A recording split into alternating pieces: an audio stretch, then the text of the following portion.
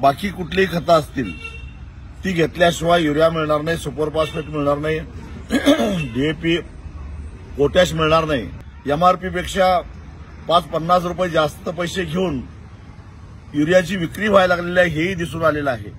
तर त्या विक्रेत्यांची नावं स्वाभिमानी शेतकरी संघटनेला कळवावीत. वेळ प्रसंगी कायदा हातात घेऊन दुकान फोडून आम्ही शेतकऱ्यांना खतं वाटप केल्याशिवाय सोडणार नाही. खरीप हंगाम तोंडावर आलेला आहे. शेतकऱ्यांना खताची आवश्यकता भासायला लागलेली आहे. युरिया, सुपर फॉस्फेट, डीएपीचे तुटवडा जाणवायला लागलेला आहे आणि जी खतं सबसिडाईज आहेत, सबसिडीवर मिळतात, त्या खताबरोबर दुसरं न खपणारं खत, मग ते नॅनो युरिया असेल किंवा सूक्ष्म अन्नद्रव्य असतील किंवा बाकी कुठलीही खतं असतील ती घेतल्याशिवाय युरिया मिळणार नाही, सुपर फॉस्फेट मिळणार नाही, डीएपी पोटॅश मिळणार नाही.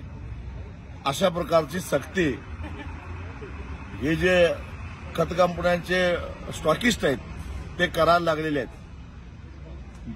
कृषी मंत्री, मुख्यमंत्री फक्त घोषणा करतात, प्रत्यक्षामध्ये तसं घडताना दिसत नाही.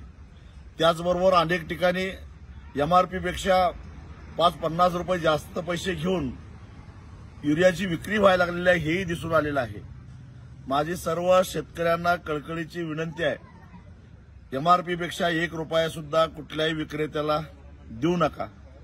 लिंकिंगची जर का सक्ती करण्याचा प्रयत्न केला, स्टॉक असून सुद्धा जर का खतं देण्यास नकार दिला, तर त्या विक्रेत्यांची नावं स्वाभिमानी शेतकरी संघटनेला कळवावीत. वेळ प्रसंगी कायदा हातात घेऊन दुकान फोडून आम्ही शेतकऱ्यांना खतं वाटप केल्याशिवाय सोडणार नाही. पण एमआरपी पेक्षा 1 रुपया आमच्याकडून द्यायला मिळणार नाही आणि लिंकिंग अजिबात सहन करणार नाही.